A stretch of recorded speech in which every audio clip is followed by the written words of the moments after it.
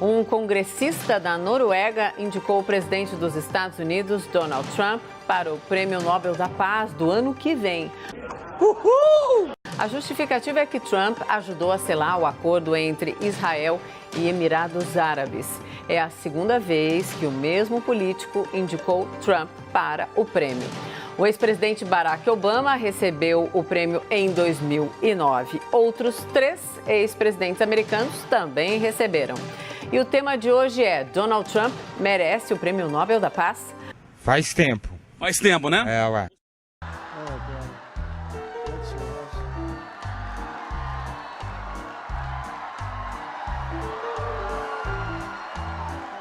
Os nossos debatedores são Bruno Salles, advogado, mestre em Direito Penal. Boa noite, Bruno. Boa noite, Mona Lisa. E Caio Coppola, bacharel em Direito, comentarista político. Boa noite, Caio. Boa noite, Mona Lisa. Boa noite, doutor Bruno. Boa noite, ao espectador da CNN. Boa noite, Caio. Começamos com você, Caio. Suas primeiras considerações, por favor.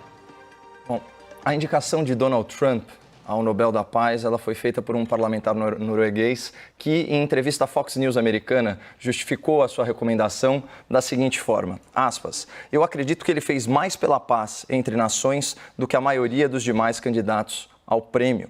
O entrevistado, ele acrescentou que não é um apoiador incondicional do presidente americano, mas enfatizou, o comitê deve se atentar aos fatos e avaliá-lo, presidente Trump, pelos fatos, não pela forma como ele se comporta algumas vezes.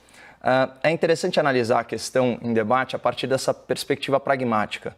Então, premiar com base em resultados concretos e não por razões, por assim dizer, intangíveis, como influência sociopolítica, discursos comoventes e supostas boas intenções. Em 2009, por exemplo, como citado no enunciado, a organização do prêmio prestigiou o intangível e concedeu o Nobel da Paz ao antecessor de Trump.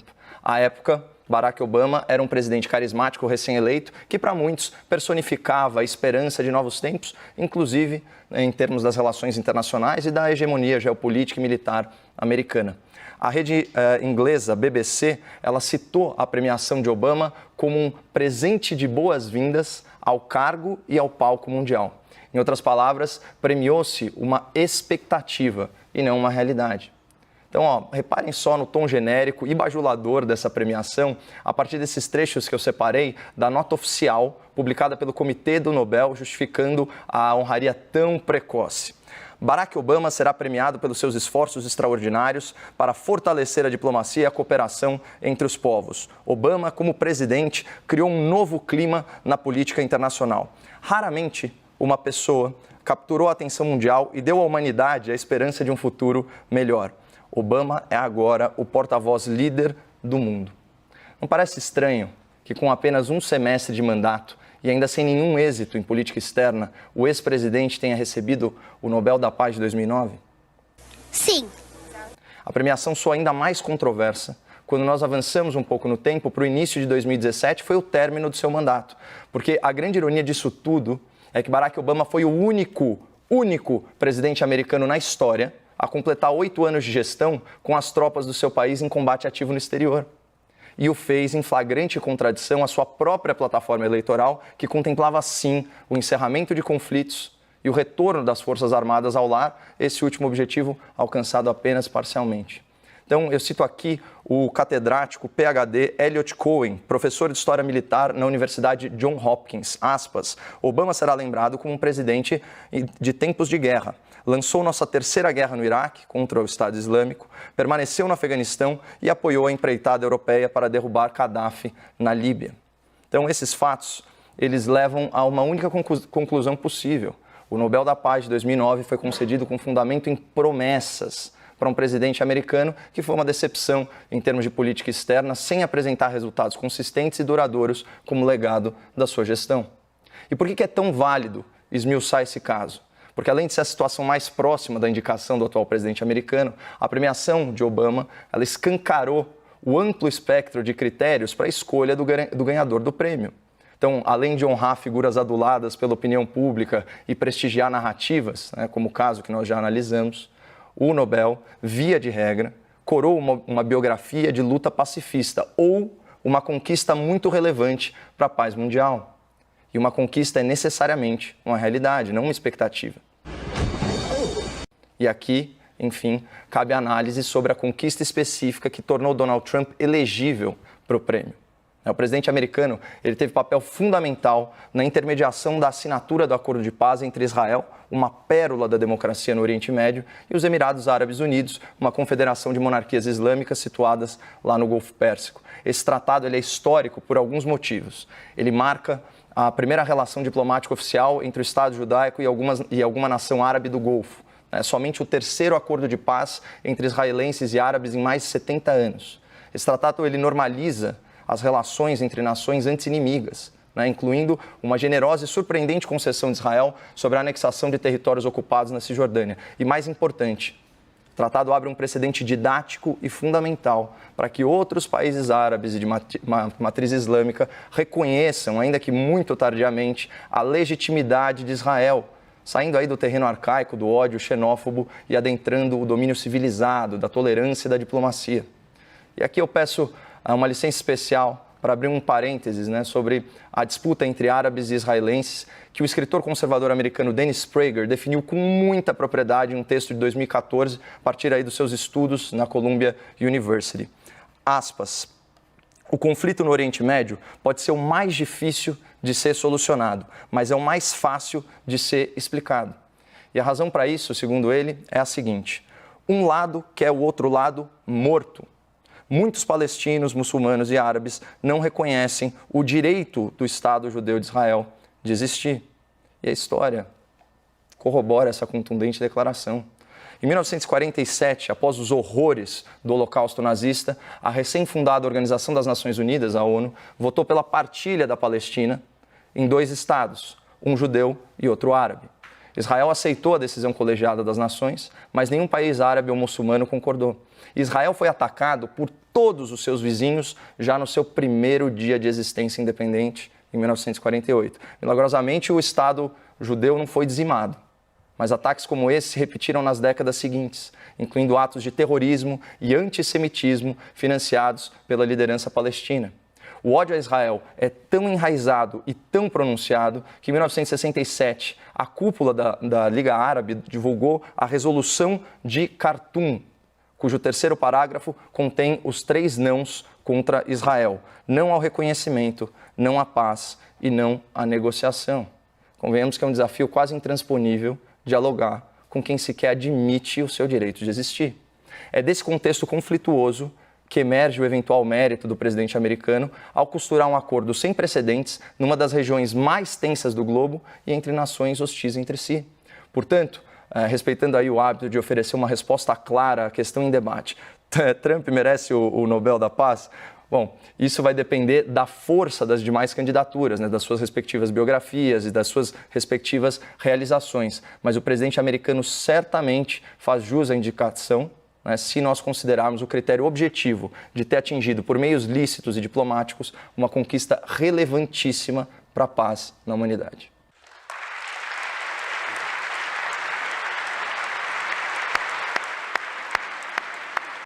Bruno, suas primeiras considerações, por favor.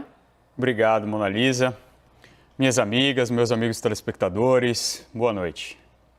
Em 1990, Mikhail Gorbachev, então líder da União Soviética, conhecido por seu legado de abertura política e econômica do regime soviético, era agraciado com o Prêmio Nobel da Paz pelos seus esforços para pôr fim às hostilidades da Guerra Fria. Dentre seus feitos está a assinatura em 1987 do Tratado entre os Estados Unidos da América e a União das Repúblicas Socialistas Soviéticas sobre a eliminação dos seus mísseis de alcance intermediário e de menor alcance. Esse tratado foi assinado pelo Gorbachev na condição de secretário-geral do Partido Comunista da União Soviética e por Ronald Reagan, presidente dos Estados Unidos do Partido Republicano. Ao receber o Nobel em Oslo, na Noruega, Gorbachev afirmou, vou abrir aspas, o ano de 1990 representa o turning point, a marca, o fim da divisão antinatural da Europa. A Alemanha foi reunificada e nós começamos a derrubar o medo de um confronto militar, político e ideológico. Fecha aspas. Pois é, meus amigos e minhas amigas. 30 anos depois, nós estamos aqui, hoje, discutindo se Donald Trump merece o Prêmio Nobel da Paz. A construção do acordo sim, histórico, não levou à mesa de negociação os mais importantes atores para a estabilização da região. Eu estou falando da Palestina. Não é possível falar em paz no Oriente Médio sem levar em consideração a questão palestina tão noticiada e tão complexa. E seria correto dar o Nobel da Paz para o indivíduo que contribuiu com tudo isso? É evidente que não.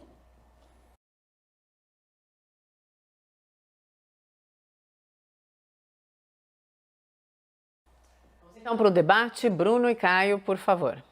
Doutor, eu concordo contigo no sentido de que acho mais fácil o Saci Pererê cruzar as pernas do que o Prêmio Nobel da Paz ir para o Donald Trump. Coisa horrível. Né? Mas aqui a gente está simplesmente discutindo o mérito, né, da indicação, porque o resultado a gente já sabe, num ambiente tão polarizado e ainda mais com o perfil multilateralista das autoridades europeias e daí também um pouco do apoio ao antecessor do Trump, o Barack Obama, que era fraco em política externa e atendia aí a esses interesses chamados também de globalistas. Aí nesse contexto a gente já consegue imaginar que o prêmio nunca vai para o Donald Trump, ainda que ele conseguisse resolver o problema todo da humanidade. Mas eu volto aqui para a justificativa do congressista norueguês, né? Ele falou: o comitê deve se atentar aos fatos e avaliá-lo pelos fatos, não pela forma como ele se comporta algumas vezes, né? O comportamento do Trump é muitas vezes questionável e até repreensível, mas ele não é comportamento criminoso.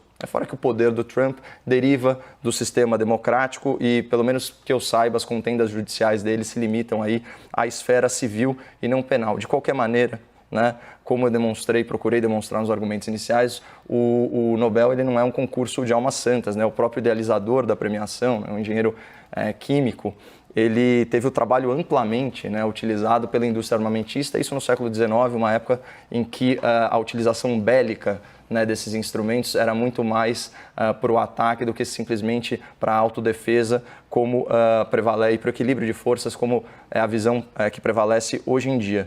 Então, eu acho sim legítimo premiar grandes feitos conquistados licitamente, né, sempre, em detrimento aí de grandes personalidades, mas cujas ações têm um impacto pouco significativo, né, em termos concretos ou tangíveis. É o caso do Obama, também é o caso de uma outra indicada famosa, né, aquela adolescente ativista, né, Greta Thunberg, que é manipulada aí para o grupo de interesse que ela mal compreende.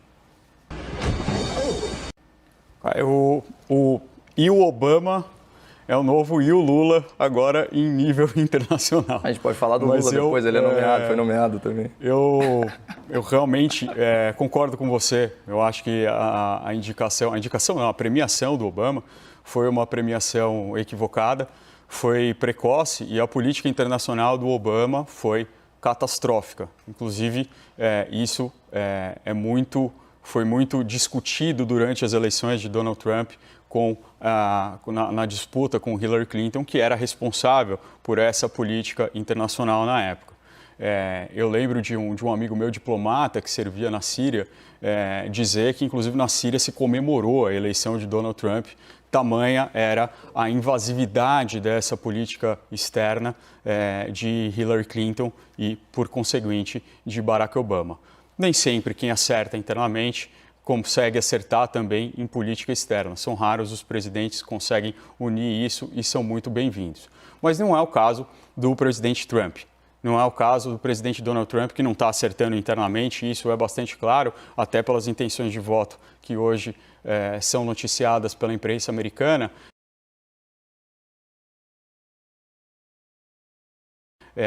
E também não está acertando fora.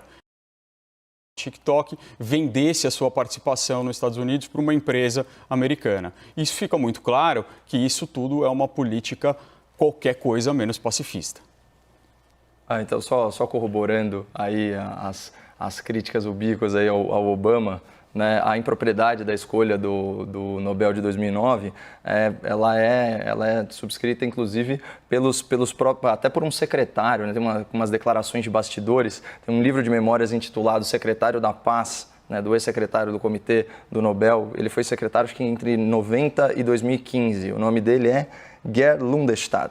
Né? E ele disse o seguinte: até muitos apoiadores de Obama acharam que o prêmio foi um erro. Nesse sentido, o comitê não alcançou aquilo que ele pretendia. Então, aqui é importante mostrar o viés político né, o viés de comunicação, né, do Prêmio Nobel, que era o quê? Fortalecer a imagem do presidente americano, né, que era simpático a um multilateralismo muito mais benéfico aos europeus, bem diferente do Trump, que obrigou os países da Europa a pagarem, por exemplo, vamos dizer assim, uma porcentagem maior, né, dos fundos de organizações militares, como é o caso da OTAN, e até retirou, né, o funding aí de outras organizações multilaterais que, na visão dele, não estavam realizando a contento o seu trabalho. Né? O próprio presidente americano, Obama, considerou não buscar o prêmio, ele próprio julgou precoce. E se você pegar o discurso, né, de aceitação, é quase um exercício de frustrar expectativas, porque ele já sabia o grande desafio que se descortinava aí para ele e que mudar as coisas, apesar de todo o marketing da campanha democrata, não é tão fácil assim. Mas já que você tocou no assunto do Lula, eu vou me permitir também falar sobre isso, porque existe uma coincidência aqui, afinal de contas, ele também foi indicado ao Prêmio Nobel da Paz, se não me engano, por ter tirado, uma das justificativas, por ter tirado milhões e milhões de pessoas da pobreza, né? E aqui é muito importante fazer o destaque, né? Vocês percebam que em todo momento eu falei sobre o Trump, que as conquistas dele para a paz na humanidade foram conquistadas de forma lícita. E como é sabido, inclusive a indicação do ex-presidente Lula foi feita após a condenação em segunda instância, a gente sabe que ele é o quê? Ele é um corrupto criminoso. E o que é ser corrupto no Brasil? É ser ladrão de pobre. Então não faz o menor sentido premiar alguém por beneficiar a humanidade com um programa de transferência de renda se isso foi obtido de forma completamente ilegal. A gente sabe, não, você sabe, e fazer essa ligação entre as acusações do Pedalinho, do sítio de Atibaia com o Bolsa Família, me parece ser uma coisa que eu não consigo nem dialogar com isso. Eu vou voltar aqui para o Prêmio Nobel, na verdade, para dizer que uma indicação ao Prêmio Nobel, ele não significa quase nada, essa é a verdade. E o comitê se reúne e escolhe isso de uma maneira secreta. Na verdade, esses nomes indicados ficam em sigilo por 50 anos, só depois que vão se revelar. Assim como se revelou que durante a Segunda Guerra Mundial, Adolf Hitler foi indicado para o Prêmio Nobel da Paz. É isso. É isso, essa é a notícia. Adolf Hitler foi indicado para mostrar como uma indicação não significa nada. Depois, esse país que fez a indicação, os parlamentares disseram que era uma indicação irônica em forma de protesto, mas o fato é que houve essa indicação. E para o Caio não ficar triste também, Joseph Stalin também foi indicado ao Prêmio Nobel da Paz pelas suas contribuições para o fim da Segunda Guerra Mundial. O que mostra que a indicação, e na verdade o Prêmio Nobel da Paz é algo que é supervalorizado. Mas a questão geopolítica que tem por trás, ela é muito interessante e eu vou querer voltar a ela no próximo bloco. Como bem colocado, doutor, a indicação do Hitler foi, sem dúvida nenhuma, uma sátira, né? Essa é a grande diferença em relação à indicação do Stalin. Aí, nesse caso, né, o genocida soviético foi indicado de forma séria, né, mostrando que o comunismo é mesmo uma ideologia assustadora que tem que ser combatida dioturnamente, até porque, de formas recicladas, as mesmas premissas da dialética marxista vêm sendo incorporadas ao progressismo atual contemporâneo. Bom, sobre a conexão entre a forma como Lula chega ao poder e exerce o poder e os resultados das suas políticas, aqui a gente tem que fazer uma distinção. Uma coisa é não conseguir dialogar, doutor, outra coisa é não conseguir debater. É público e notório, né, que os escândalos de corrupção acompanham o lulopetismo desde antes da primeira eleição presidencial. Na verdade, o próprio mensalão, que era o fenômeno da compra do parlamento, se deu no primeiro mandato, e o petrolão foi algo construído aí ao longo de todos os mandatos do Partido dos Trabalhadores no poder. E foi justamente por causa dessas eleições e desse modus operandi que foram construídas as políticas públicas petistas, entre elas o Bolsa Família. E se transferência de renda for motivo para Prêmio Nobel da Paz, então que alguém indique o atual presidente da República e lideranças do Congresso Nacional. Afinal de contas, em 5 meses, né, foi transferida a renda equivalente a 8 anos de Bolsa Família. Então, eu acho que o argumento ele é sim pertinente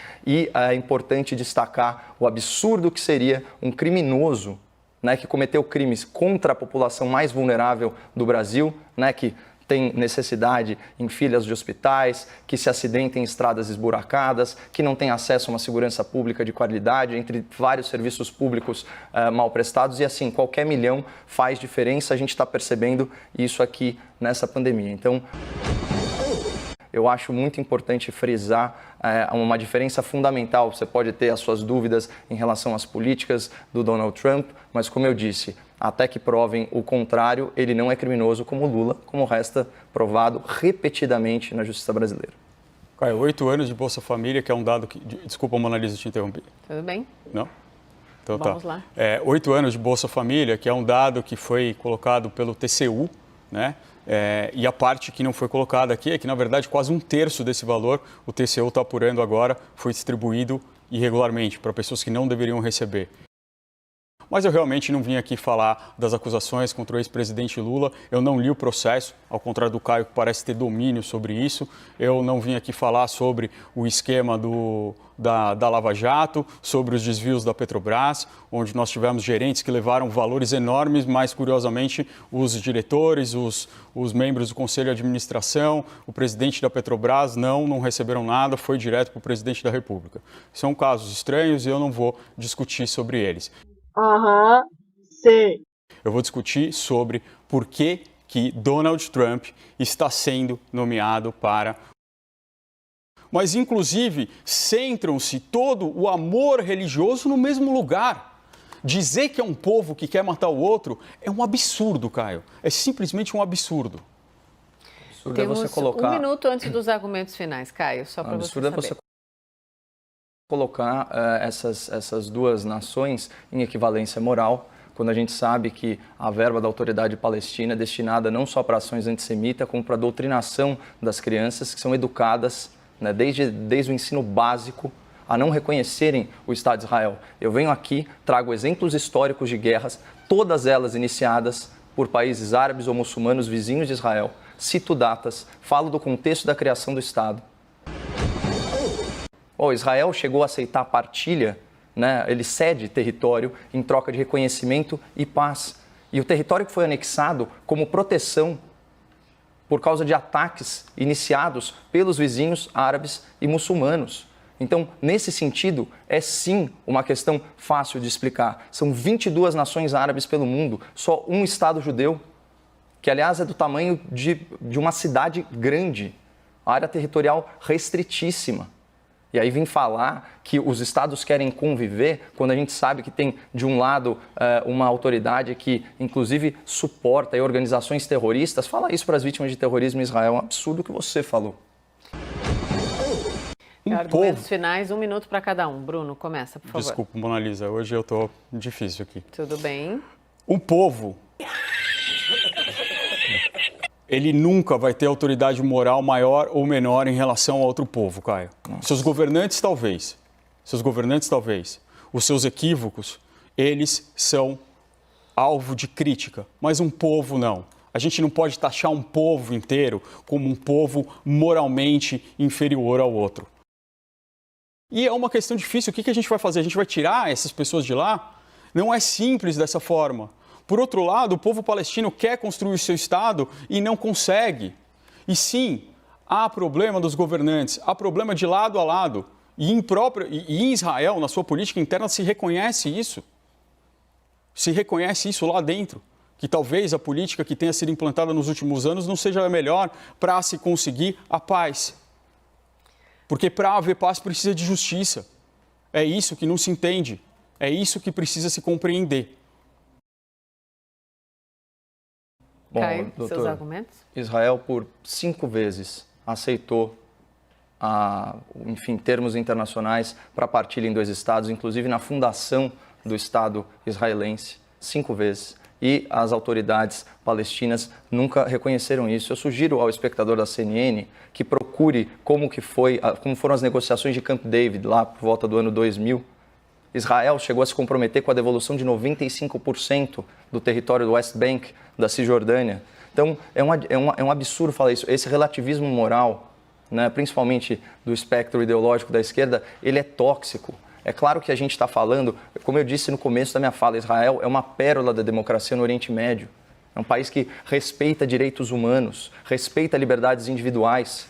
Isso que não é um Estado laico, é um Estado confessional, como se chama. Então, assim, a história não corrobora essa ideia de que estamos simplesmente entre vizinhos que divergem. É muito difícil atingir a paz quando um quer exterminar o outro. E aqui a gente faz uma generalização com base nas autoridades desse país. Não estamos falando de um povo como um todo, isso é uma obviedade. Mas é muito difícil dialogar com quem quer o seu fim, com quem não reconhece a sua legitimidade. Debatedores, obrigada. Boa noite, Bruno. Até amanhã. E Caio, boa noite. Até amanhã. Boa noite. Temos um lembrete. Boa noite. Temos um lembrete antes do boa noite, né, Caio Junqueira? Isso aí, Mona Lisa. Antes de encerrar, tem um recado. Neste domingo tem o segundo episódio de Anthony Bourdain,